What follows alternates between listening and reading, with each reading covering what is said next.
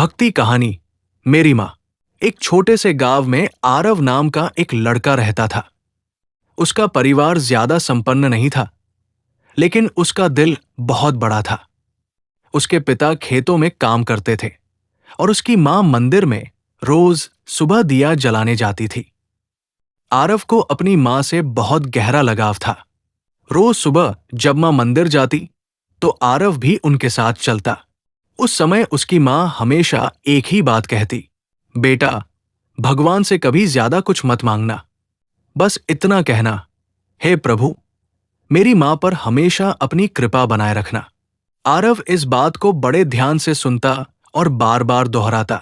एक दिन गांव में बहुत तेज बारिश होने लगी। नदियां उफान पर थी और खेतों में पानी भर गया। आरव के पिता खेत में फंस गए। घर पर सिर्फ आरव और उसकी माँ थी। गांव वाले डर रहे थे। कोई बाहर निकलने की हिम्मत नहीं कर रहा था।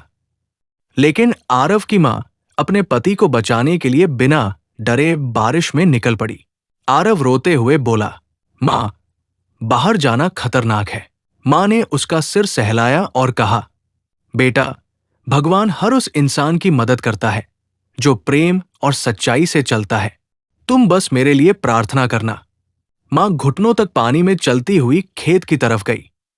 रास्ता मुश्किल था, कभी तेज हवा, कभी पानी का बहाव, लेकिन माँ का साहस और भगवान पर विश्वास उसे आगे बढ़ाता गया। उधर घर में आरव रोते हुए भगवान के सामने बैठा था। उसने वही शब्द दोहराए, हे प्रभु, मेरी माँ पर अपनी कृपा बनाए रखना। मेरी माँ को कुछ मत होने देना। कुछ देर बाद अचानक बारिश कम होने लगी। बहता पानी रुक सा गया। लंबे समय बाद माँ अपने पति को लेकर सुरक्षित घर वापस लौटी। दोनों भीगे हुए थे, लेकिन सुरक्षित थे। आरव उनकी तरफ भागा और जोर से गले लगा लिया। माँ हंसते हुए बोली, देखा बेटा, भगवान कभी किसी माँ को उसके बच्चे से दूर नहीं करता और किसी बच्चे की सच्ची प्रार्थना भी कभी खाली नहीं जाती। उस दिन आरव को समझ आया कि माँ सिर्फ घर की शक्ति नहीं होती, वो भगवान का ही रूप होती है। उनके लिए की गई दुआ सबसे जल्दी स्वीकार होती है। कहानी के अंत में आरव ने एक बात हमेशा के लिए अपना ली, दुनिया में अगर किसी के प्यार में भगवान की झलक है तो वो मेरी माँ है।